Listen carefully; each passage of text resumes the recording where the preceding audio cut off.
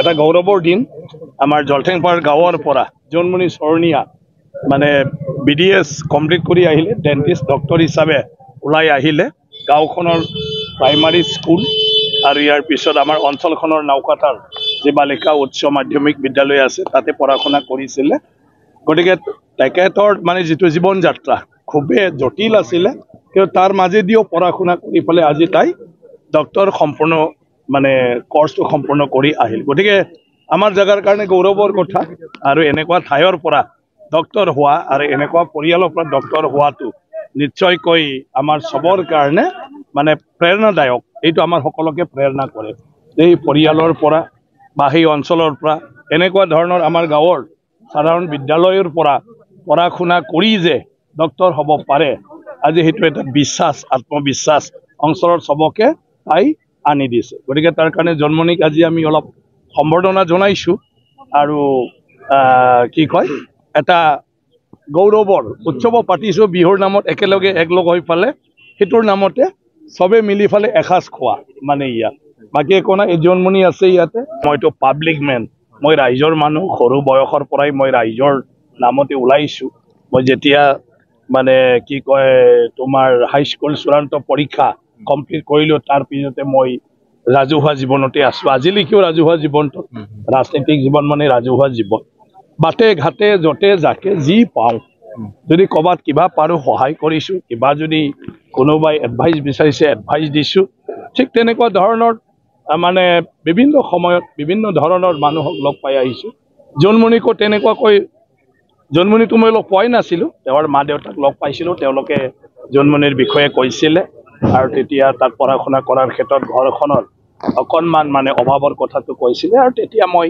মাজে সময় আমি সবে চাই দিম বুলি কৈছিলো আৰু হিচাপে জন্মনিৰ লগত যোগাযোগত থাকি পালে যেতিয়াই তেওঁ কয় যি পাৰো সহায় কৰি আহিছিলো আৰু এটাই উপদেশ দিছিলো কষ্ট হ'বই কিন্তু সেই কষ্টটো কেতিয়াবা সহ্য কৰিব নোৱাৰি যাহাতে পঢ়াটো ত্যাগ নকৰে গতিকে যিকোনো পৰিস্থিতিত আমি লগত আছো বুলি তাইক কৈ আহিছো আৰু সেইমতে যিমান পাৰো আমি মানে সহায় কৰি আহিছো বাকি যি হৈছে তেওঁৰ চেষ্টাত হৈছে তেওঁৰ মানসিক যেটো এটা মানে ষ্ট্ৰং এটা কিবাটো আছে এটোৰ কাৰণে হৈছে বুলি মই ভাবো গতিকে আমাৰ কাৰণে ডক্টৰ এটা হোৱাটোই বহুত ডাঙৰ কথা স্যাৰ জন্মনিৰ নিচিনা যদি আৰু কোনবা আগবাঢ়ি আহে মানে তেনেকুৱা নহয় মানুহে কাৰণ মানে পলন পছনৰ দায়িত্বটো ল'ব নোৱাৰে সবকৈ এক্সিডেন্টেলি তেনেকুৱা মই ক'লোৱে মই ৰাজহুৱা জীৱনটোত বহুতক তেনেকুৱা পাইছো সহায় কৰিছো পাৰাত গতিকে তেনেকুৱা ডক্টৰ হোৱা থাকিব ইঞ্জিনিয়াৰ থাকিব কিবা এটা যদি জেনুইন হয় মোৰ কথাটো হ'ল কোনোবা অকল আৰ্থিক অৱস্থাৰ কাৰণে এটা যেটো অত্যন্ত গুৰুত্বপূৰ্ণ বিষয়ত শিক্ষা গ্ৰহণ কৰি আছে সেইটো যাতে উপতি আহিব লগা নহয় গতিকে তামোলপুৰত এজন মানে কি কয় ডক্টৰৰ তেনেকুৱা এটা অৱস্থা হৈছিলে যে তেওঁৰ হস্পিটেলৰ ফিজ দিব নোৱাৰি ঘূৰি আহিব খুজিছিলে সেইটো মই জীৱনত সহায় কৰিব পাইছো তেওঁ এতিয়া ডক্টৰ হৈ ওলাই গ'ল এজন BSc নাৰ্ছিঙৰ কাৰণে তাই মানে কলেজতে এডমিশন ল'ব নোৱাৰিছিলে ঘৰখনৰ আৰ্থিক অৱস্থাৰ কাৰণে হায়াৰ সেকেন্ডাৰী ইমান ধুনীয়া মাৰ্কছ পোৱাৰ পিছতো ড্ৰপ দিবলগীয়া হৈছিলে লাষ্টত BSc নাৰ্ছিং তাই মানে এন্ট্ৰেন্স কৰি পাছ কৰিলে আৰু পঢ়াত আমি অলপ সহায় কৰি দিলো আজি ধুনীয়াকৈ তাই BSc নাৰ্ছিং কমপ্লিট কৰিলে ঠিক তেনেকুৱা NIT পঢ়ি থকা বিলাক আজি তেওঁলোকে অইলত ধুনীয়াকৈ চাকৰি কৰি আছে তেনেকুৱা বহুত ধৰণৰ মানুহ লগ পাওঁ ইমান বছৰ আজি প্ৰায় 35 বছৰতকৈ বেছি মই যেহেতু বাহিৰত আছো গতিকে তেনেকুৱা ধৰণৰ পৰিস্থিতিটো মই জানো তেনেকুৱা পাই আহিছো আৰু তেনেকুৱা ক্ষেত্ৰত কাকবা সহায় কৰিব পাৰিছো কাকবা সহায় কৰিব পাৰা নাই গতিকে সেইটোৱে কথা কিন্তু আজি মানে ভাল লাগিছে যে জীৱনত মানে জন্মনিক যেদিনাৰ পৰা পাইছো আৰু সেইদিনাৰ পৰা মানে জন্মনিক মানে দেখি বা পাই আজি বহুত বেছি ধন্যবাদ ইমান ডাঙৰ কাৰ্যসূচীটি আয়োজন কৰাৰ কাৰণে আজি ধন্যবাদ ছাৰক মই আৰম্ভণিৰ পৰা পাইছিলো যেতিয়া মই BDSত ফাৰ্ষ্ট মানে এডমিশন লৈছিলো তেতিয়া ছাৰে মোক কংগ্ৰেচুলেট কৰাৰ কাৰণে কল কৰিছিলে তেতিয়াৰ পৰাই ছাৰক মই জানো যেতিয়া মোৰ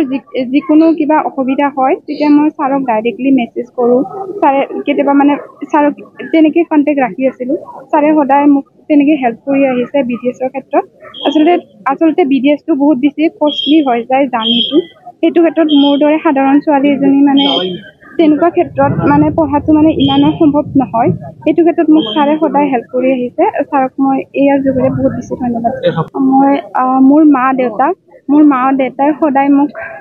মানে মোৰ জীৱনত মানে যিখিনি লাগে সদায় মোক সৰুৰ পৰা হেল্প কৰি আহিছে আৰু সিহঁতৰ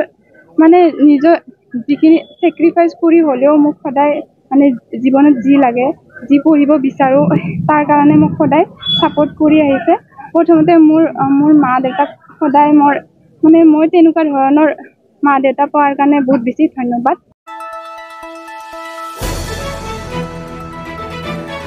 দ্য নিউজলেণ্ডছ অবিৰত তথ্যানুসন্ধান আপোনাৰ সেৱাত খবৰ সন্ধান দ্য নিউজলেণ্ড